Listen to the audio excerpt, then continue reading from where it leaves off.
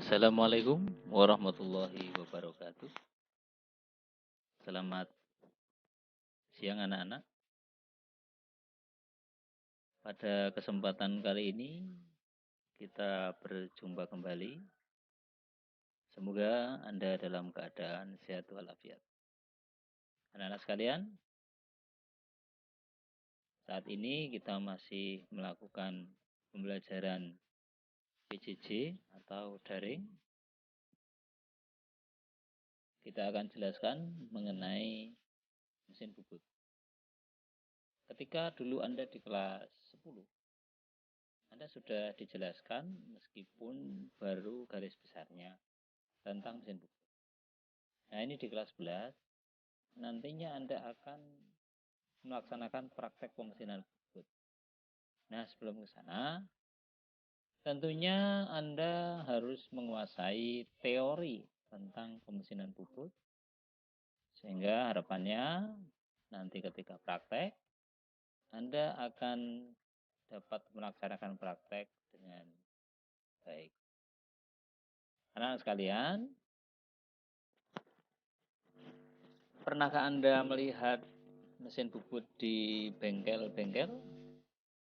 Ya, kalau belum pernah, silakan besok ketika Anda sudah masuk, tatap muka untuk melihat, mengamati mesin bubut yang ada di bengkel sekolah. Dan Anda juga dapat browsing-browsing lewat internet, lewat YouTube dan sebagainya. Kalau Anda ingin melihat atau mengetahui gambaran tentang apa itu mesin bubut.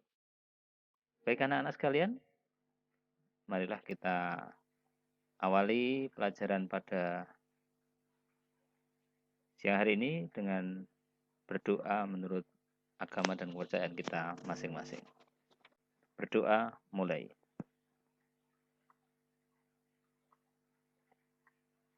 Cukup?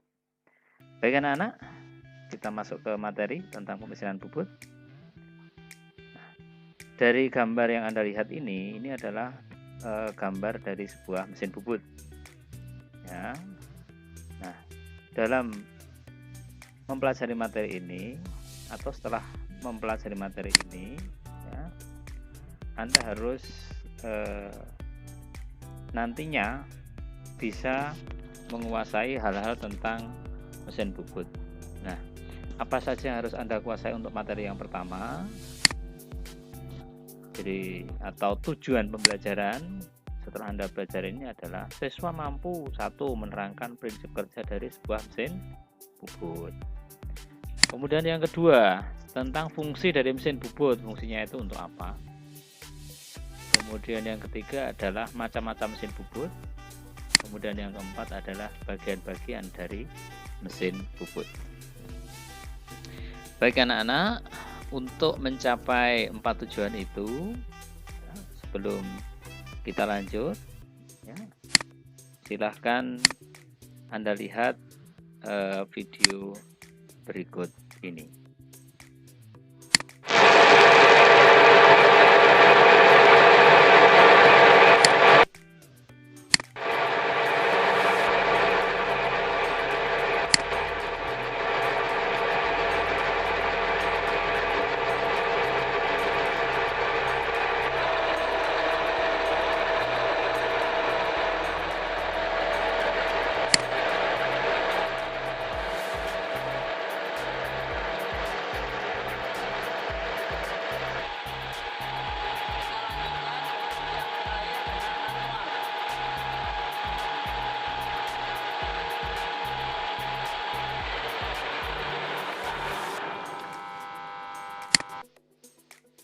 Nah, anak-anak sekalian, setelah Anda melihat video tadi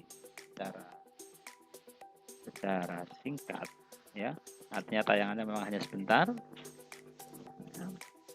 Kemudian Anda bisa mengamati kira-kira fungsi dari mesin bubut itu untuk apa. Yang Anda lihat tadi adalah benda berbentuk silinder, ya, atau tabung berwujud besi atau sebatang besi yang dikerjakan dengan mesin bubut. Sehingga saya kira Anda bisa menyimpulkan atau kita bisa menyimpulkan bahwa beberapa fungsi mesin bubut antara lain yang pertama, membuat benda putar yang teratur dengan cara penyayatan sehingga membentuk produk atau benda kerja silindris. Itu yang pertama. Kemudian yang kedua adalah untuk memproduksi atau memperbaiki, jadi membuat dan memperbaiki peralatan teknik yang berbentuk silinder. Itu fungsi mesin bubut.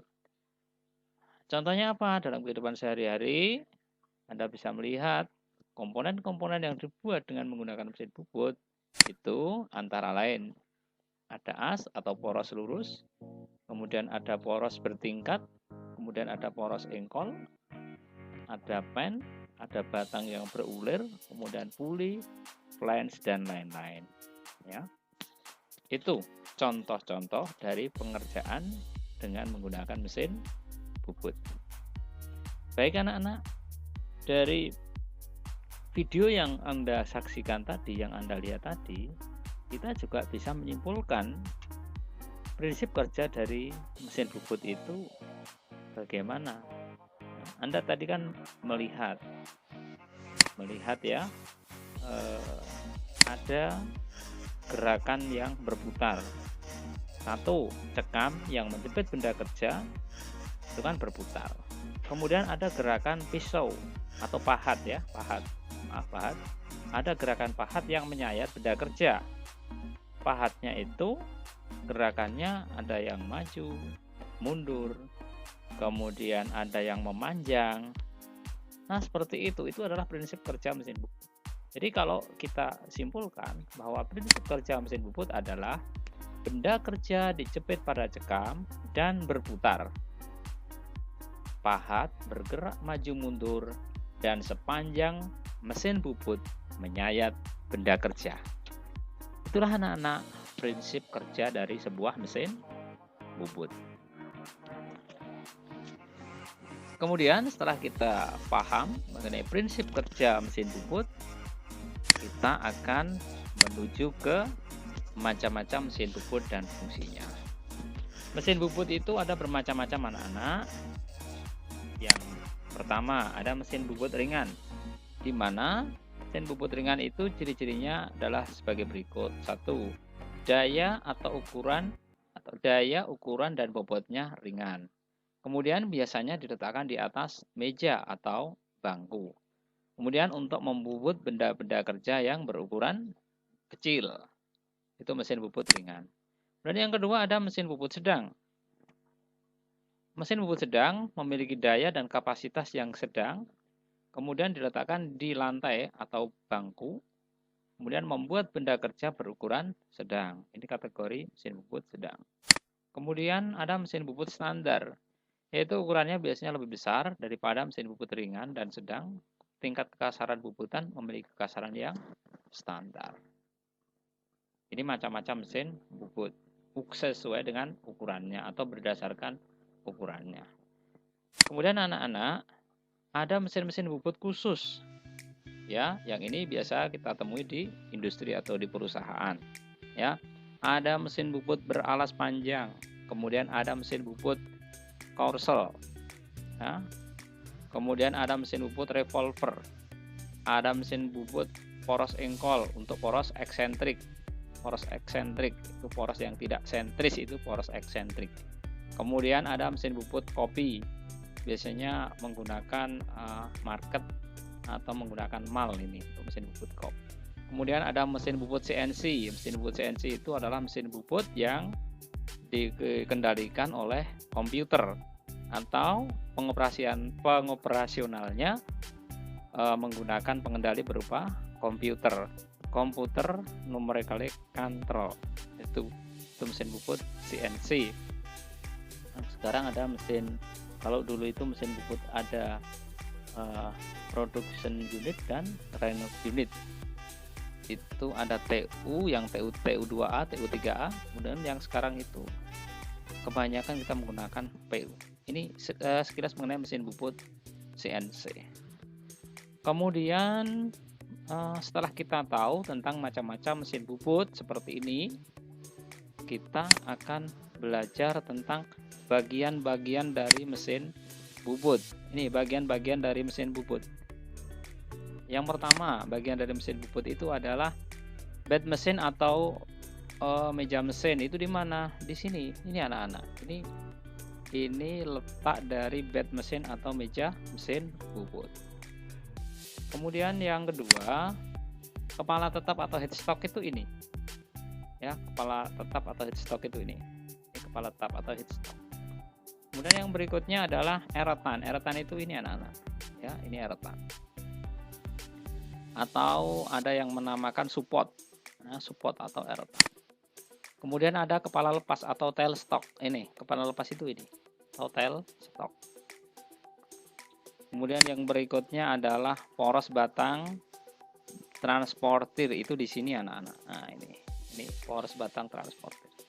Nah, ini adalah bagian-bagian dari mesin bubut. Sebetulnya kalau diuraikan itu bagian-bagian yang lain itu masih banyak anak-anak, tapi di sini kita atau orang sering mengenal ini adalah bagian-bagian utama dari mesin bubut. Ya, sebenarnya kalau bagian lain itu ada banyak. Ini ada alas, kemudian ada handle kecepatan, ada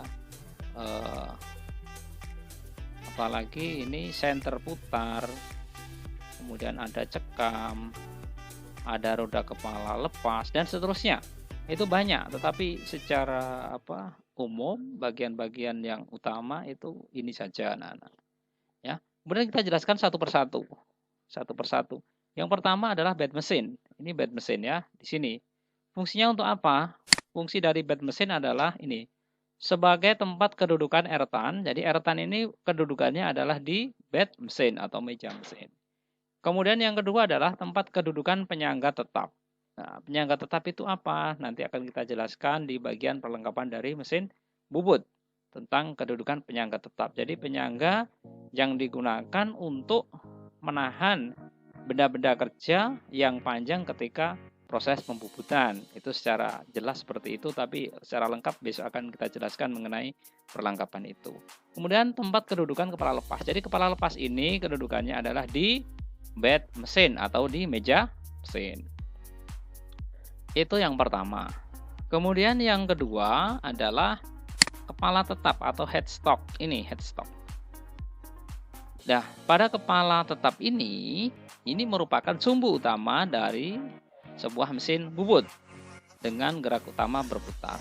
Di mana di sini itu yang pertama ada almari roda gigi, ya, yang berfungsi nanti untuk merubah kecepatan.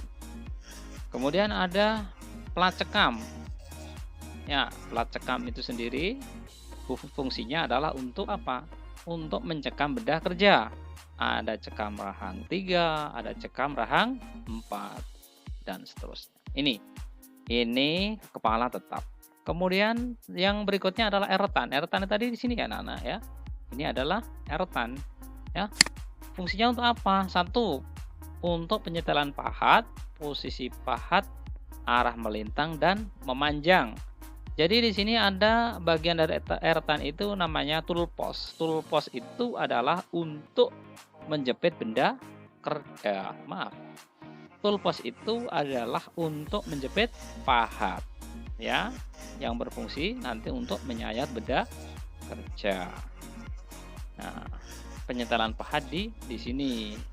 Kemudian eretan sendiri terdiri dari eretan atas, kemudian eretan lintang, eretan memanjang. Eretan atas itu yang paling atas, kemudian yang bawahnya itu eretan lintang, itu bergerak maju mundur. Kemudian ada eretan memanjang, itu bergerak memanjang sepanjang alas atau bed mesin bubut. Itu namanya eretan anak-anak. Kemudian yang berikutnya namanya kepala lepas atau tailstock, itu bagian sini. Fungsinya untuk apa? Nah, fungsi dari kepala lepas atau tailstock itu yang pertama untuk menempatkan center bore. Jadi benda kerja yang panjang nanti ketika dibubut itu harus didukung oleh yang namanya center.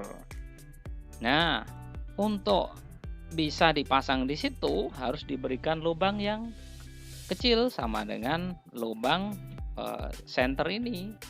Nah, maka di situ di kepala lepas ini bisa dipasang yang namanya senter bor. Kemudian ada pemasangan senter kepala lepas itu juga di sini. Kemudian ketika Anda mau merimer, mau ngetap, mau ngebor itu peletakannya atau bisa diletakkan di kepala lepas. Kemudian yang berikutnya namanya poros atau batang transportir di sini. Fungsinya untuk apa? Untuk menggerakkan eretan secara otomatis. Misal saat pembuatan ulir itu menggunakan fungsi dari sebuah poros atau batang transportir. Anak-anak, saya kira untuk pelajaran hari ini cukup itu saja. Dan untuk selanjutnya akan kita lanjut pada pertemuan berikutnya untuk pembahasan materi lanjutannya. Sekian anak-anak yang bisa Bapak sampaikan, kurang lebihnya mohon maaf. Semoga yang sedikit ini bisa Anda pahami ya, meskipun kita baru teori, saya berharap Anda paham terhadap apa yang saya sampaikan. Demikian, sekali lagi kurang lebihnya mohon maaf. Assalamualaikum warahmatullahi wabarakatuh.